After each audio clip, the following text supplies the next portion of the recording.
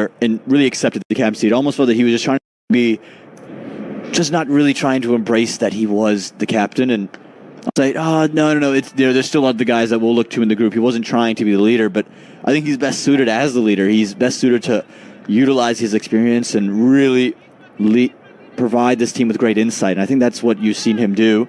And it's almost just freed him up because he's not worried about what every individual on the team is going to think of him. He understands that he's the senior man. He's the man that they're all looking to. And now since he's embraced that, it just feels like it's cleared his mind when he's gone out to bat because he knows the plan is accepted by the team. He knows he can play to a plan and that the plan is going to go his way. It's a funny old thing. Captaincy doesn't sit right with everyone, and for maybe the first 6-9 months, as KC beats the outside edge again, we didn't know whether it was going to sit right with Richie Berrington. Everyone thought he would be a good leader, but it's difficult to replace someone like Kyle Coates, who'd done it for so long in such a brilliant manner. But now this is very much Berrington's team. I think all Scottish fans would love for him to keep going as long as he can. I won't tell you which member of the Scottish support staff told me this because I don't want to break their confidence, but they told him he's simply not allowed to retire. He's that integral, he's that important. Certainly whilst this member of the support staff is still there, Berrington's not allowed go. He's got to keep playing. As that one jags back in, it's gone a long way over the top. No real interest in the appeal. Jermaine Lindo won't be pushed by that. Thought he was very good 2 days ago. Yeah, the umpiring's been quite good, and Jermaine Lindo, he's a staple here in the USA. He does a lot of the events here, and he's one of the senior, you talk about senior members of squads, he's a senior member of the umpiring committee that goes all along the USA. This one, very well up in the air. I think that was the big question. I thought on first look it did hit him right in the thigh pad. This is actually on the back thigh pad, so even higher up on the leg, but Casey asking the right questions. To your point about Berrington, I think stepping into Kyle Coatzer's role is always going to be tough, and you reckon he was almost just trying to be Kyle Coatzer rather than being Richie Berrington, and since becoming himself in the captain, he's just opened up.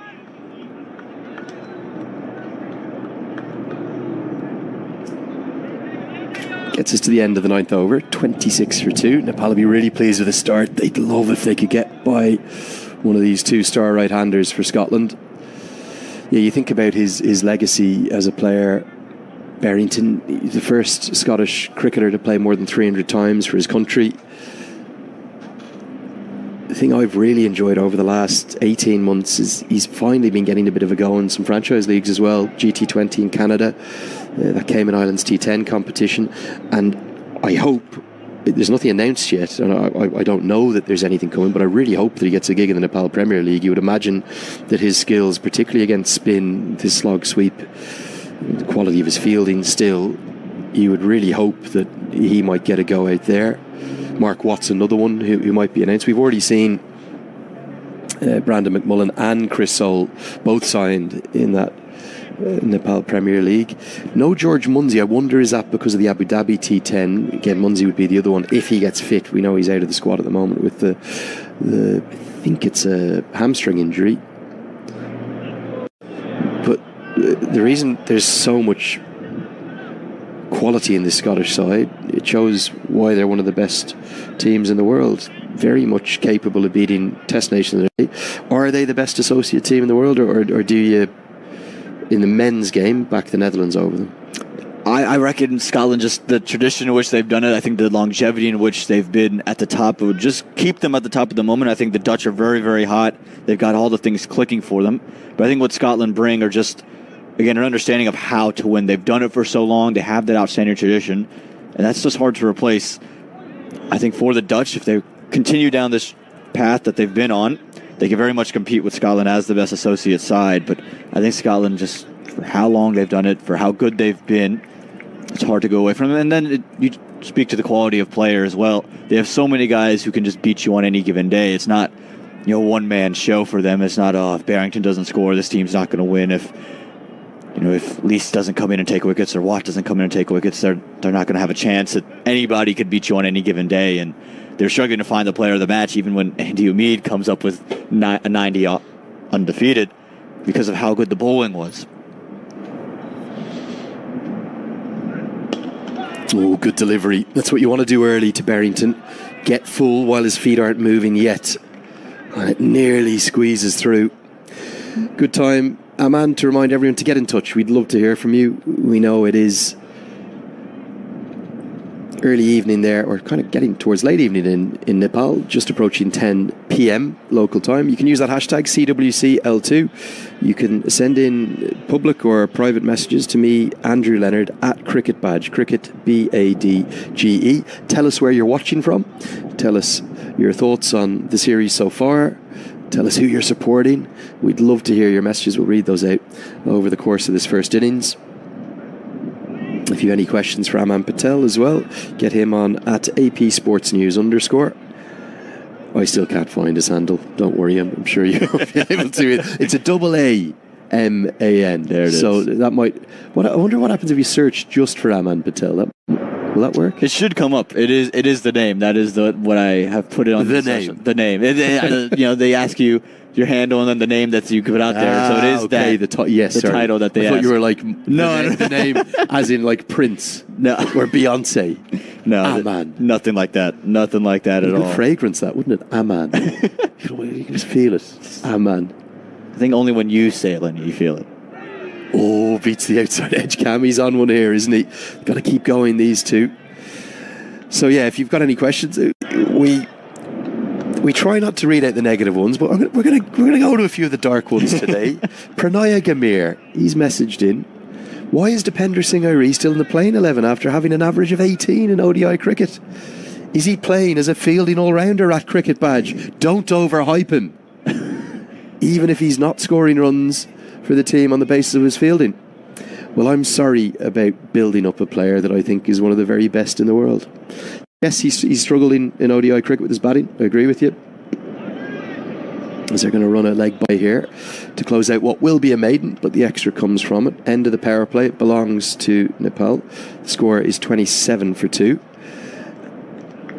And I think you just have to look at Dipender Singh Airi in a different manner. You don't look at him by what he brings in terms of pure numbers.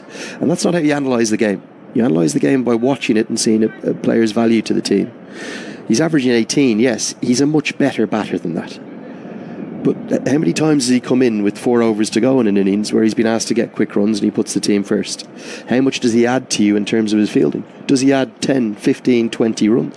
In a 50-over game, he might add 15 or 20 runs, let alone the wickets that he can take with his fielding, the run-outs that he creates. And then we saw his value, particularly at the death, with his bowling against those 2 left-handers the other day. Yeah, again, I don't think you can measure his value in stats. I don't think cricket has the stats yet to really measure, because in the field, he's a magnet. He's a tremendous mind out there. And then, like you said, he gives you different roles that you just don't have anywhere else. And I think he'd be the first to tell you, yeah, his batting hasn't been up to snuff the way he would like it to be. But if Dipender Singh Airi gets going, it's almost no better batter in ODI cricket at the tail end of an innings, especially when you talk about the role he would play. He's not someone who needs to come in and spend time to score. He can come in and hit from ball 1. He comes in at the end, and he's able to be tremendous. And then in the field, you see there on your screen, he just runs around, he saves runs, and sure, he's averaging 18, but I assure you, he probably saves more than 18 runs a game, which is how good he is in the field.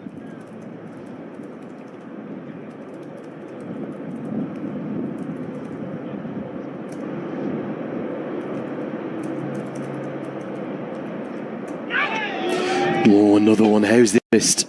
Berrington none off 8 and real pressure building on the captain of Scotland. Hearing from lots of fans in Nepal. You can get those messages in at Cricket Badge on Twitter or Instagram. We'll read those out now. But also hearing from a few Scottish, not fans, but players. Great to hear from George Munsey and Chris Greaves. George Munsey correcting me. All he does is correct me in life. Or give out to me. One of the two. It's a torn tendon in his groin, not a hamstring. There you go. So he wants that to be clarified. We do wish you a speedy recovery, my friend. I think Aman thinks it as well. I think you're having one of the years of your career. 100%. And I hope you've got many more to come, because we love watching you bat. We really do. As Berrington finally gets off the mark from his 10th delivery. Also great to hear from Chris Greaves. I know that he's needing an operation on his left wrist. That's why he's missing out on this tour. And we want to see the leg spinning all-rounder back to his very best. He adds a lot of value. He's sort of an enigmatic cricketer, isn't he? He's highly entertaining to watch. He's hugely passionate. And he's someone that I've really enjoyed covering. Also, a man who loves his golf. So I'd say he's really missing this tour, given all the great courses here in Texas. Yeah, Peter De La Penna's been telling us about all the great courses. I know you and him had a round, and he's a cagey cat, as I like to say. So, again, a lot of characters in associate cricket, and it's great to see them on full display. And coming to America, yes, we talk about the Mavericks, you got the Cowboys in town, but the golf courses is something that's been the talk of anyone who comes in, even for Major League Cricket. We heard a lot of the Australian, South African guys, especially part of Washington Freedom, said they were playing golf almost every day, even. Multiple days. I think it was Tim David, Trent Bolt, and Quinton de Kock. They just weren't off the course, were they? And I reckon they went to Pinehurst number 2 up in North Carolina. That was where the US Open was this year. Yes, it was. Yeah, some of the hardest greens in the world, they reckon there. Yeah, look, America's got it all, doesn't it? You've got here. Down the leg side will be a wide. You've got your major sports to go and watch and enjoy. We got to a Texas Rangers game. It's amazing, actually, Dallas in particular. I know those two venues are technically in Arlington now, but it's a 20-minute drive out of the city. So you've got the American Airlines Center downtown, and then you've got what's got to be one of the best baseball stadiums in the world, and then maybe the best NFL stadium in the world, in the Cowboys Stadium. Yeah, it's a storied one, right? They talk about it, and when they built it, if you've never seen a picture of it, Google AT&T Stadium, and there's a big cutout right in the middle where the roof will almost retract, and it provides this little ray of sun onto the field. And they say, why is that ray of sun there? Well, that's how God watches football, they say. So God looks down, and you'll hear a lot of the players go out to the stars to celebrate, saying, God's watching me play on the highest stage. 11 ball, 29 for 2. So if God does watch football, it'd be in Texas. It'd be in Texas. That's what they claim. That's what Jerry Jones and the Dallas Cowboys will claim. And if anyone here knows about Terrell Owens or seen some of the celebrations he does, he ran out to the Star one time after scoring a touchdown, and he said, "Well, if God's watching football, well, he better be watching me on that day when I score a touchdown." Oh, there is in fact one ball to come, just being waylaid by our scores because of the wide, and it will be KC. He'll be looking to capitalise on extra ball. For the moment, McMullen and Berrington finding it heavy going. Understandably, these are friendly bowling conditions, particularly with that wind circling around the ground. Lots of questions coming in, lots of people asking where they can watch in Nepal, so we're going to run through this once more. I don't know how they're asking a question if they're not able to watch, but anyway, we will run through it. Sticks Sport.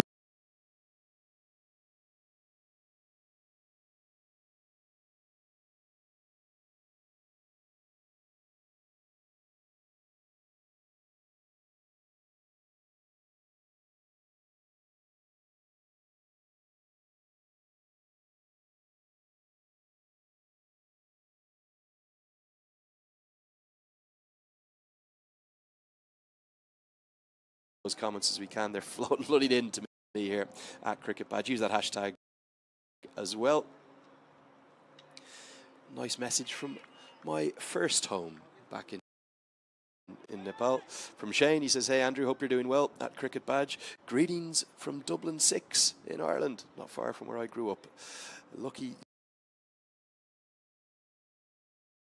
you to be in the USA in the eye of a storm." And I don't think he's referring to the wind, as Sandy Plum.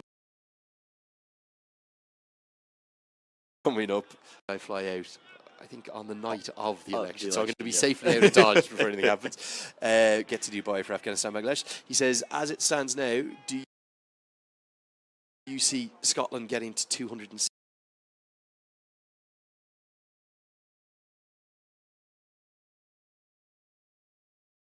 And third session than we'll see in the first one. In fact, I'm surprised they brought Lamachani on so early here. I actually don't mind it. The amount of dip he gets, I think they're trying to use the wind, trying to use a new ball to get it to almost drift and maybe catch. I don't expect it to turn much.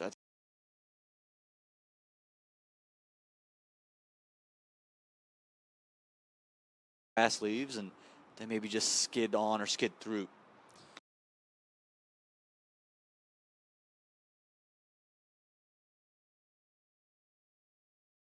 probably is a little bit of dew painting it, a little bit of a cold wicket. So hoping to just catch one of the grass leaves and then maybe just skid on or skid through.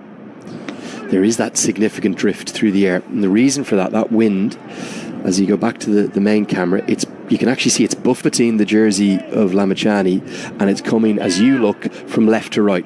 So that is the dream scenario for any leg spinner, because what he wants to do is drift the ball in to the right-hander and then turn it away. As Berrington goes to one of his favourite shots.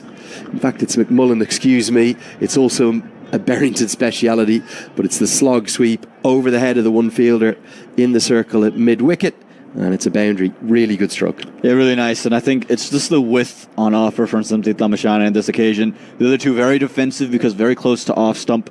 This time gave him the license to just free the hands, no deep mid-wicket, safe stroke in the end. Googly out of the back of the hand. This is really close. This is gone. And look at the celebrations. I can't remember seeing Sandeep Lamachani as pumped up as that. And what a delivery. It was the perfect googly. He says to McMullen, you'll get me for one, you won't get me for two. The slog sweep was to the leg break. This out of the back of the hand, skids on. The question was, did it impact in line?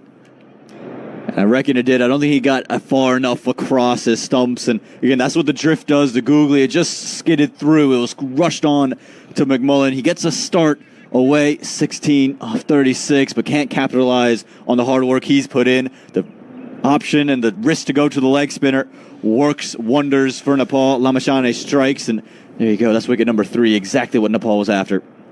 I don't think a wicket in Lamachani's career will mean much more to him than that.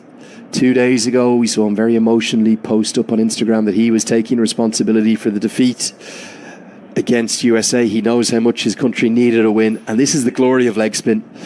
The previous delivery was the leg break. Now watch the back of the hand. So that's it. It just rolls out, almost a top spinner out the side, but it turns enough in, and that was the deception. I think McMullen might have picked it late, but he knew he was in trouble. I think it's a good decision. It's 100% going to hit the stumps. The only thing Vijay Mallela had to decide was, did it hit in line or not? I think it hit in line with the off stump. It's an outstanding piece of wrist spin bowling. It really is, and it also justifies the bowling change. Lamachani wicketless and expensive 2 days ago. He strikes. Scotland in real trouble. Yeah, what a move from Rohit Bodal. Actually, in our live beforehand, some folks were just questioning the tactics of Rohit Bodal, and again, this is a fantastic move on his part.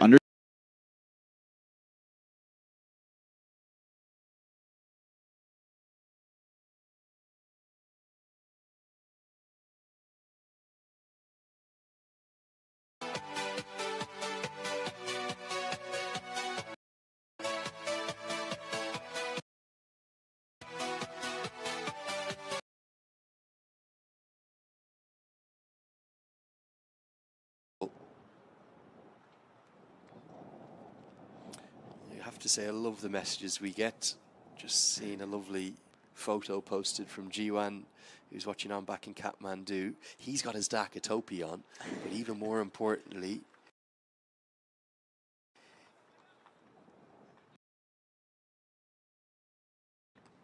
he's got his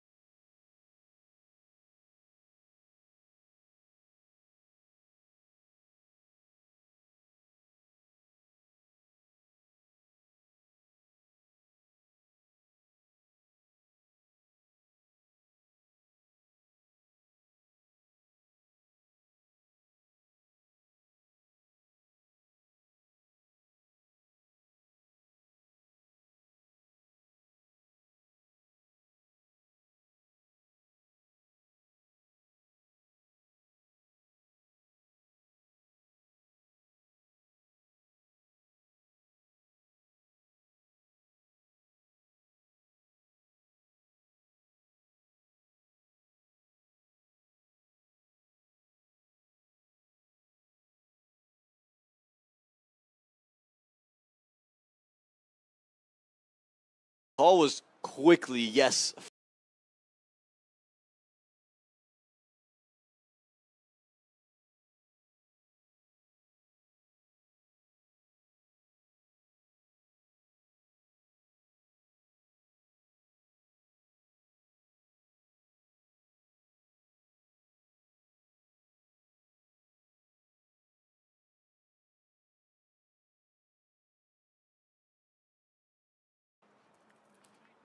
Do you think it's a good one? It feels like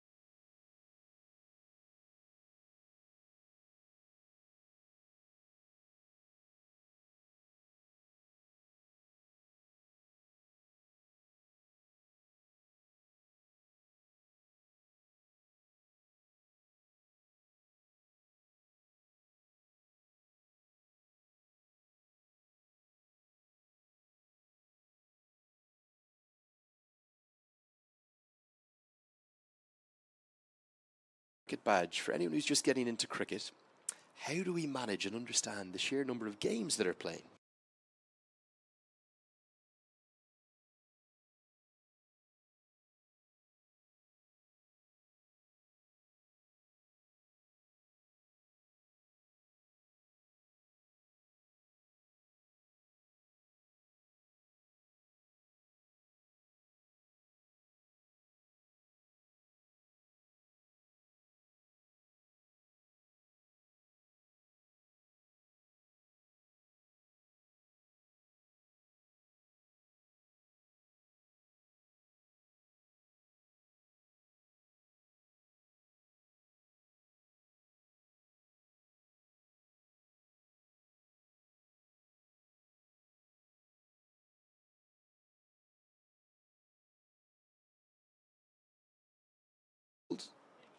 I think is the answer.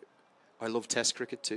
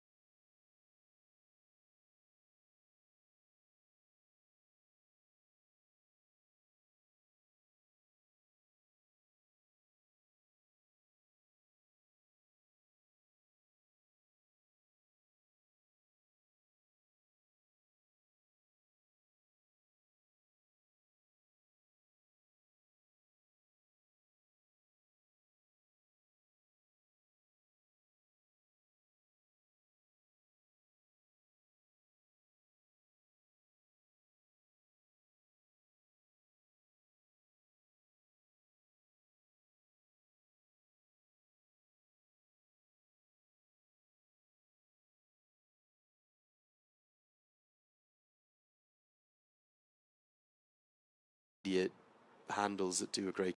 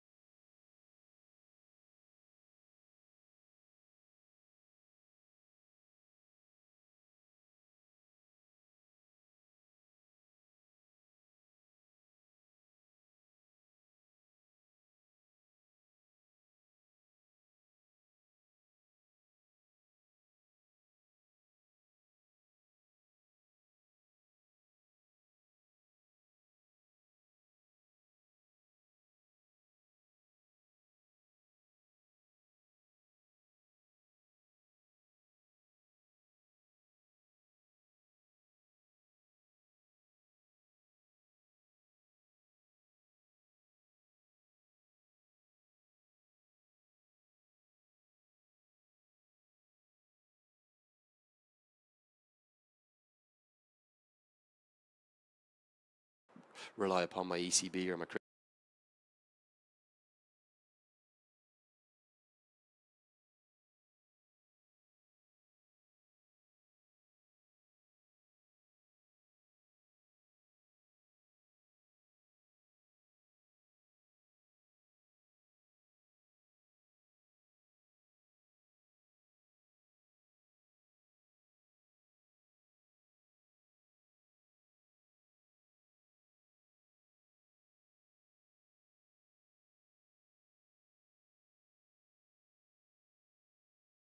There's no reason to be that short. That's almost just too easy for someone of Barrington.